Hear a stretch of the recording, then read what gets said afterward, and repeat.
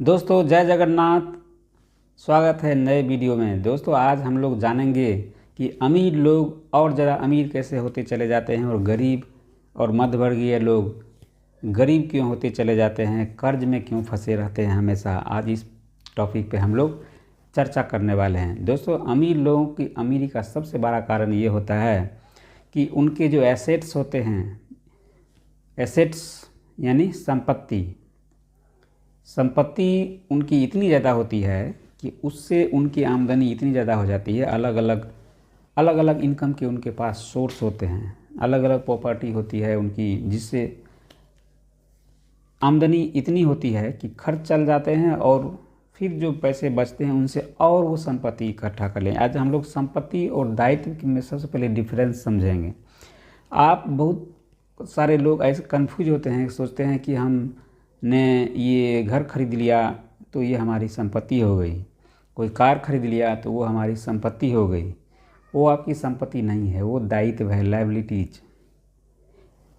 Liabilities मतलब होता है कि आपके पैसे जिस चीज़ में खर्च हो रहे हैं, और संपत्ति वो होती है जहाँ से आपको इनकम आ रही है। एक ही चीज़ संपत्ति भी हो सकती है और एक ही चीज़ लायबिलिटी भी हो सकती है। तो इसमें हम लोग डिफरेंस समझेंगे। दोस्तों मान लीजिए कि आपने कोई घर खरीदा, उसको यदि आपने रेंट पे दे दिया है, उससे आपको उससे रिटर्न में आमदनी आ रही है। कोई भी प्रॉपर्टी है, कोई ज़मीन है, कोई दुकान है, शॉप है, उसे आपने रेंट पे दे दिया है, उससे आपको दोबारा रिटर्न में आमदनी आ रही है, तो आपकी संपत्ति हुई।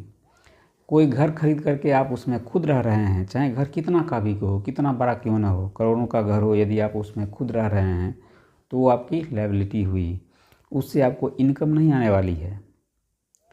कोई कार आपने लिया, अगर आप रेंटल में उसको भाड़े में चलवा रहे हैं तो वो आपकी संपत्ति है। और यदि जो है सो उस कार में सिर्फ आप पर्सनल यूज कर रहे हैं तो वो आपकी लायबिलिटी है। तो अमीर लोग क्या होता है, सबसे पहले वो अपनी संपत्ति बनाते हैं, यानी ऐसे ऐसे चीज़ खरीदते हैं जिससे उन्हें इनकम आए।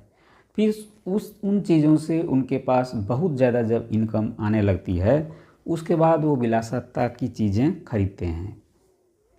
उसके बाद पर्सनल कार खरीदते हैं कि चलो अपना पर्सनल यूज के लिए। पहले वो भाड़े में चलाने के लिए कुछ गाड़ियाँ निकालते हैं, घर भी कुछ ऐसे बनाते हैं कि वो उनसे भाड़े में कुछ पैसे आए। तो संपत्ति वाला कॉलम उनका ऐसे ही बढ़ता जाता है और उससे जो आमदनी आती है उससे वो लायबिलिटीज़ खरीदते हैं, यानी दायित्व की चीज़ें। तो पहले तो गरीब लोगों